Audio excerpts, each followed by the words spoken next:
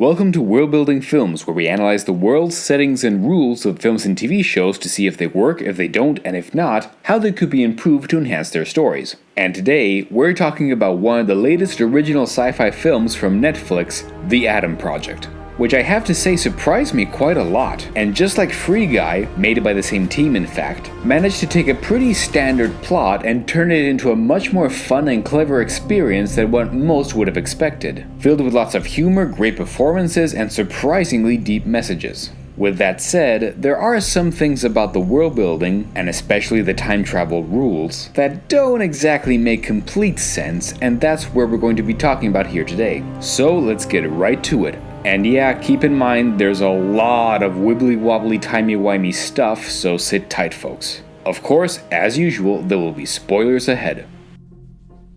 The plot. The main bulk of this story is set in the year 2022. We're introduced to a 12-year-old boy named Adam Reed who lost his father, a scientist, a couple of years prior. Adam hasn't been taking this well, which causes him to have a shaky attitude towards his mother, and his big mouth often gets him bullied in school. Everything changes one night when he meets an older future version of himself from the year 2050, who crash-landed in his backyard. Big Adam explains that in the future, time travel is available for everyone, but the world is a mess. In your fixed time, 2050, is it bad there? We've seen Terminator, right? Obviously. That's 2050 on a good day. And he stole a time jet to travel to the past where his wife Laura seems to have disappeared to, but an attack caused him to accidentally land in 2022 instead of 2018 where he was aiming for. Don't worry, Adam, you'll be grateful to have skipped the past few years. The reason he was looking for Laura was because he was trying to prevent a powerful tycoon called Maya Sorian from giving her past self information on getting the right stocks to become even richer than she already will be and have more control over time travel technology in the future. Yeah, heads up, it's a bit of a weak motivation, but we'll get to that later. Anyway, both Adams now have to keep a low profile so as not to compromise historical events too much. On that note, young Adam asks Big Adam if he remembers meeting his past self, which he doesn't, and explains that changes in the timeline will cement themselves only when he returns to his original timeline. Eventually, however, Sorian does find Big Adam and sends a team to kill him, but the two are saved by Laura. She explains that she was trying to stop Sorian's plan in 2018, but failed in the mission and was stuck in the past all this time. The best solution now is to go further back in the past to 2018 and meet the Adams' father, Lewis Reed, just after he invented the formula for time travel and a reactor that, to honor his son, he dubbed the Adam Project. He said it! All while doing their best not to tell their father that he will die in a few years, tempting as it may be, lest it changes the timeline. Laura stays behind to cover their tracks, promising that she and Big Adam will meet again even if the timeline changes thanks to things called echoes, and, well, yeah, quite frankly it's just a narrative excuse to have the power of love. Anyway, the Adams meet Lewis in 2018, who accepts the whole situation, surprisingly quickly I must say. Lewis says that the device he invented to create time travel in the first place comes from a particle accelerator under the building of Sorian, who in this time period was still his partner, and what keeps it running is a code in a special hard drive. The team manages to infiltrate the building just as future and past Sorians arrive, but the particle accelerator is damaged, causing all metal objects to be attracted towards it like a giant magnet. Lots of fun fighting happens, and when future Sorian tries to shoot our heroes, the bullet's course is deviated by the magnet and kills past Sorian by accident, deleting the future version as well. The Reed family escapes just in time and the day is saved. The only issue now is that the Adams have to say goodbye to their father, who it turns out already figured out that he might be destined to die in a few years down the road, and so all three take the opportunity to bond together one last time before the new timeline settles in and the future Adams disappear. The timeline is reset, and while they have no specific memories, young Adam gets the feeling that he should bond with his mother more often. Big Adam still ends up with Laura in the future as destined, and the future is saved because time travel was never invented for people to exploit. Okay, so that was a very rough summary of a plot that's more dense than what one might assume, and has a whole bunch of time travel rules that, well, honestly don't actually make a whole lot of sense. And that's not even counting the contradictions of some of the sci-fi tech shown in the film. In fact, we might as well start by addressing these future techs specifically, starting with time jets. The main vehicles that these characters seem to use are large futuristic jets that can not only fly even in space, but can shoot wormholes through which they can travel in time. And by the way, these wormholes look super cool. That's all fine so far, but there is one feature of their tech that I find kind of perplexing, and that is their DNA signature reading. In the film, when Big Adam crash lands in 2022 by accident, he pulls out a pendant and it shows that only someone with his DNA signature can access the jet. However, since he was injured, he doesn't have that access anymore, and that's why he has to ask young Adam to do it, since the DNA is the same, so the mission can continue. But the problem is, how the hell does that make any sense? Why won't the ship grant access if Adam has had an injury? Injuries have nothing to do with the person's DNA, so it should still be readable. Heck, if Big Adam's DNA was damaged or scrambled, he'd be a Cronenbergian nightmare by now. And it's double weird because the ship is also damaged and Big Adam says it'll need time to repair itself. It's almost as if the jet is a living thing of its own. But even assuming that there was some truth to that, why would it still not recognize him, and why would anyone build these things to not recognize their pilot when they're injured? The whole point of fighter jets is to be able to not only give but also take damage, which could also happen to the pilots. And they need to have the possibility of returning to base if their life is on the line or in an emergency, right? So it shouldn't make sense to not give Big Adam access for just one wound, severe as it may be. Thus, I think that these jets should have been built to analyze something else. What if instead of reading DNA signatures, or at least instead of only that, they read something like quantum signatures? If a time traveler changes too many things in the past, their future risks becoming more and more unstable, and their own body could start to be affected on a quantum level. This is exactly what would be happening to Big Adam too, because he was supposed to reach 2018 and ended up in 2022 and meeting his younger self by accident, meaning his quantum state was unstable and the time jet wouldn't be able to read him. It would be a safeguard put in place to make sure that soldiers wouldn't go AWOL when they time travel. Thus, only young Adam could help out with this, because not only he wasn't injured, something that shouldn't have been a factor for the time jets anyway, but whatever, but he was unaffected at a quantum level because he's not the one who's out of his own time. From there on, the time jets can still serve the same purpose as they do in the film, giving an even bigger reason for Big Adam to be forced to put his own future at risk by bringing his younger self along for the mission. Future materials. So there's a small inconsistency I found towards the end with the death of Maya Sorian. When she fires her gun, it shoots a bullet that has its path altered due to the powerful magnet of the unstable collider, and she accidentally kills her own past self and thus eliminates her future self. The problem with that is, how the hell did this bullet mistake work at all? Sure, I'll admit it's a pretty cool way to kill a villain, no arguments there, but it shouldn't have been possible because if all metal objects are suddenly attracted to this giant thing, why didn't her gun get sucked in too? In fact, the same should have applied to all the weapons of these future people, right? But I understand that taking those out of the equation can also sort of take away the fun of seeing these cool sci-fi battles. So the best solution for this would be to say that these guns aren't made of metal, or at least they're non-ferrous. We could even say that in the future, humanity has created and mass-produced a super special material or something that's as hard as steel without being influenced by magnets. Easy enough then, right? That explains why Maya Sorian's gun wasn't attracted. But then, why was the bullet? Because either it was a futuristic bullet too, but then it wouldn't have been pulled by the magnet, or it would have been a regular bullet from 2018, but it could risk being incompatible with future guns. And even then, that bullet inside would have pulled the entire gun along with it, right? So I'd go as far as to propose that these future metal-like materials might also have some sort of organic or shape-shifting element to them. It would actually tie in with the time jets from earlier, where it's not just mechanical parts moving, but they can transform their bodies in small subtle ways depending on the user's needs. It would explain even more how they're able to read the identity of the right pilot, because part of their DNA, or quantum state from our earlier example or whatever, is directly ingrained in the material of these things and will only work for that person. Thus, the same could be applied to the guns, who only respond to the proper user, kind of like the guns in the anime Psycho-Pass. This could in theory also be applied to the armors that these future soldiers have,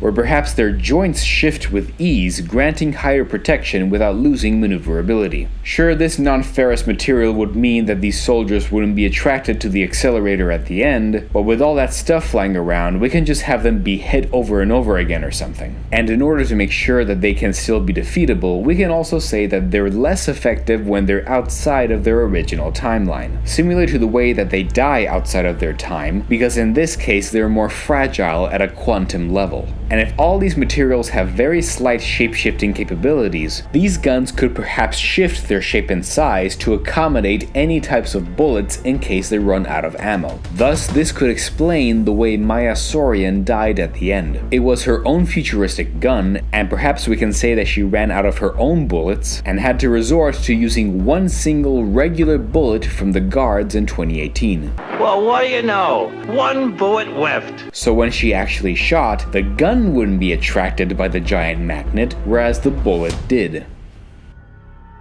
Time streams. Okay, so the time travel rules in this are, well, wonky at best. It's explained that whenever you make a change to the past, it actually takes time for time to settle in these new series of events. It's the reason as to why Big Adam points out that he should in theory remember having met his younger self, but actually didn't, cause those memories didn't settle yet. Plus there's also fixed points in time, such as the father Lewis being destined to die in an accident. Thing is though, while I know many films and shows have used this kind of trope before, this whole time needs time to adjust thing never made sense to me. I mean, it's freaking time! How can it take like half an hour or something to make sure that historical events happen in a new way? Shouldn't it be just instantaneous? So instead, maybe we can use some other explanation as to how this whole time travel works that could help, dare I say, stabilize this whole plot.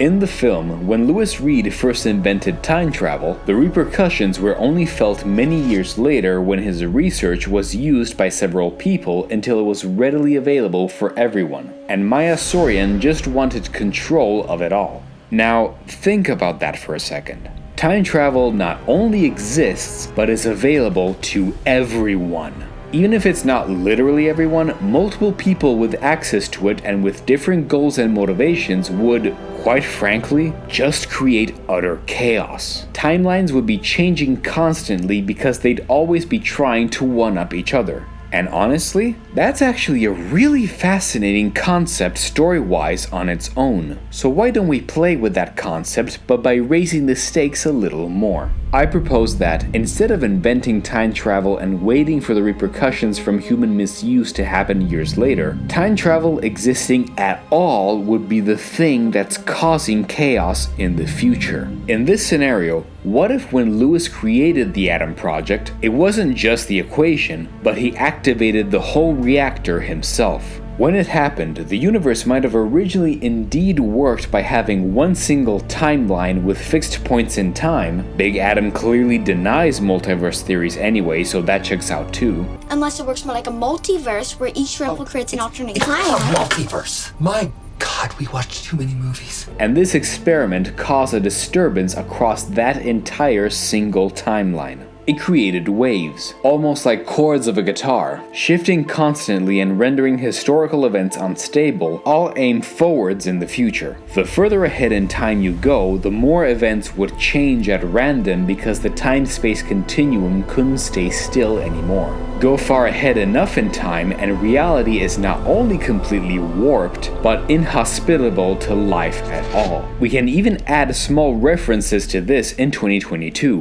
where there will be reports of people starting to have their memories altered in some way, with the world thinking it was some sort of a neurological virus that has been unleashed, not realizing that it was actually the first signs of temporal inconsistencies. And in the future, mankind isn't just living in a world like like Terminator but worse, but a future where reality itself was becoming more and more unreliable. It was only by sheer miracle that they started harnessing wormhole technology thanks to Lewis's discovery, but they wouldn't have had the time to create technology that could stabilize reality when time travel occurs. Furthermore, there could still be fixed points in time, and they would be the only anchors they could rely upon, like Lewis dying or Big Adam and Laura meeting in the future, but these events wouldn't necessarily be guarantees anymore. They would only statistically happen the way they should more often than not, but the further ahead you go in the future, the less reliable they are until it's just this ocean of warped chaos. In a weird way, it's kind of like that explanation in the Cartoon Network show Time Squad.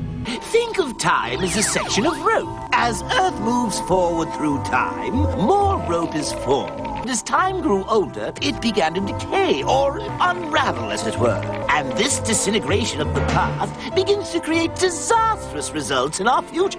By this logic, if the far future was so unstable, I wouldn't be surprised if the people in 2050 would be desperate to seek refuge in the past or something, despite the risks of overcrowding the past, all because they know that they aren't guaranteed a future they can look forward to anymore. You've been replaced. We found an immigrant from the future who knows geology and he offered to work for next to nothing. They took my job! In fact, in this scenario, Maya Sorian would have had a completely different set of motivations than just wanting to get richer like Biff from Back to the Future Part 2. Seriously, her character is the worst part of the whole film, mainly for that reason and not just for the poor de-aging. She'd be an entirely different character, because no matter how much greed for power and control one might have, it's all useless if they know that they won't have a stable future at all. In this case, Sorian should have gone from simply being a businesswoman in her youth to a straight-up hardened war general who'd see the hopelessness of the future and would put all her resources into stopping Lewis from creating his invention in the first place, even if it means killing him. After all, some of the best villains are those whose motivations you can understand even if you don't agree with their methods.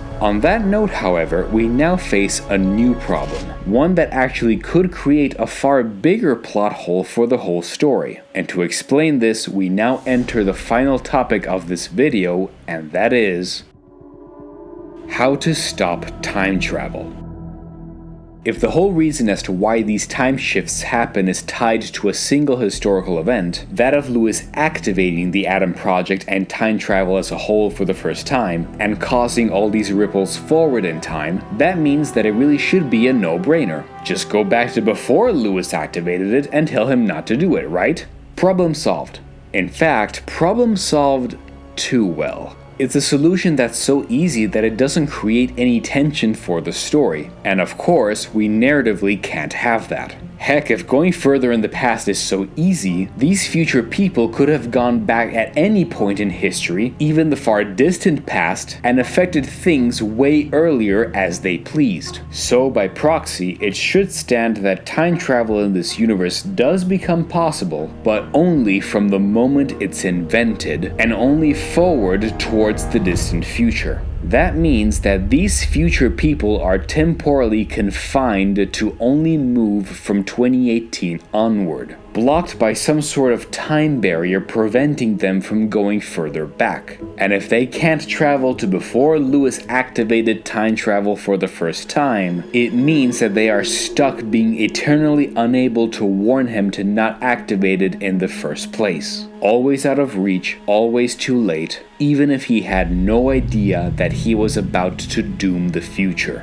And in this case, if Sorian is a general who's trying to find a way to reach past Lewis, we could say that she was so desperate to stop this mess that she was willing to send one last attempt as a suicide mission and create like a temporal explosion to try and retroactively kill him, consequences be damned. Plus, we can say that Laura was actually one of Sorian's best soldiers, and she was forced to go on said mission as well. This is why Big Adam would have wanted to follow suit despite not being a soldier on that mission, because he'd be convinced that Maya Sorian's plan wouldn't work like that and it would be pointless to send Laura there to be sacrificed. Except that he was attacked and landed at the wrong time in 2022. And we can pile another problem on top of that too by saying that Laura did actually disobey her commanding officer's orders before the mission started, not believing in sacrificing all the other soldiers as well, and at best going on a solo mission, which she'd fail at because the temporal barrier would still remain unaffected. She'd have been right to not send so many soldiers to die pointlessly for Saurian's cause, and so the rest of the film's events, including waiting 4 years for Big Adam and the way she goes out in 2022, would continue as they did.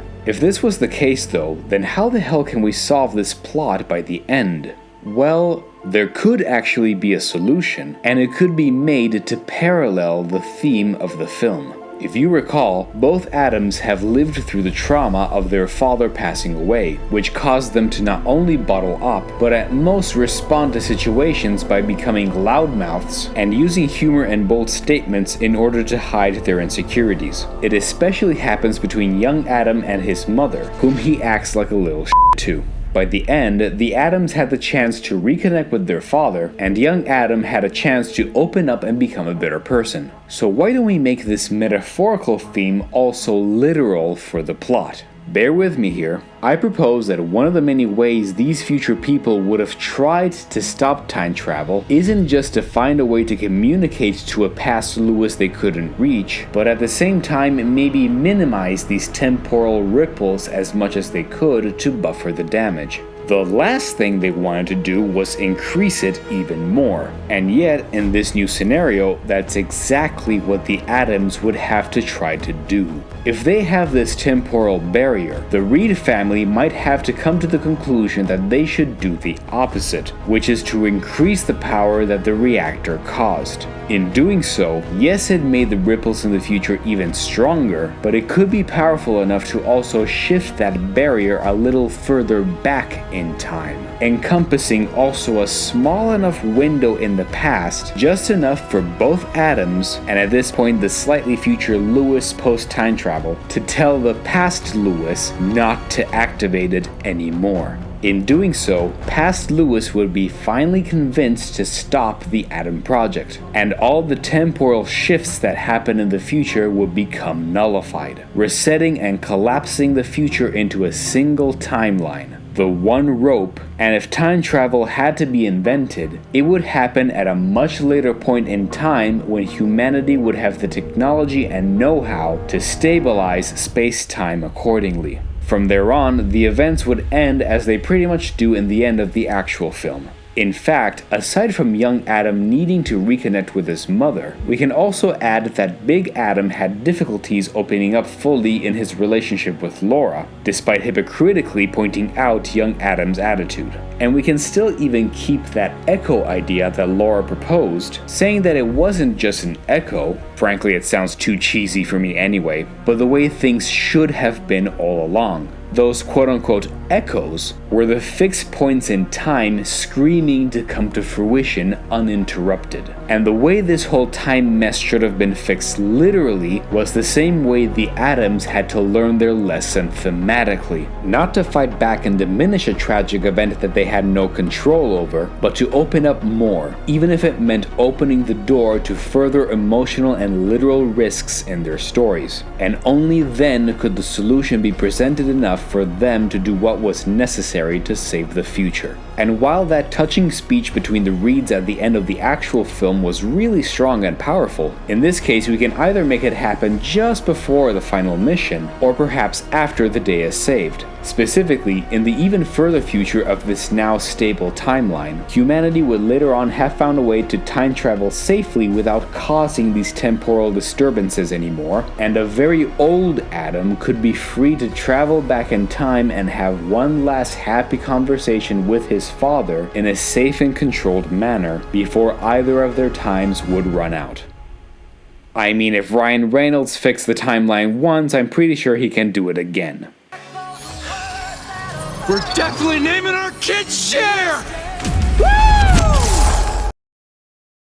So that was the Adam Project. And to be honest, while it does sort of bullshit its way to explain time travel shenanigans, it's no worse than other stories that have done the same. Yeah, it could have been tweaked a little bit better, but while certain aspects aren't perfect, it's still a surprisingly good story to experience. I completely agree when people say that this is a great homage to the Spielbergian films of its kind in the 80s in the best possible way, merging high concepts with deep emotional connections. And where the world building lacks, it especially shines in both the themes and an absolutely razor-sharp dialogue. Not to mention stellar performances by everyone, especially Walker Scobell, who I have to point out as being a damn perfect casting choice as a young Ryan Reynolds. And I can certainly rest assured that for every time someone complains about no new stories being made, I can always point out little fun gems like this that will hopefully stand the test of time.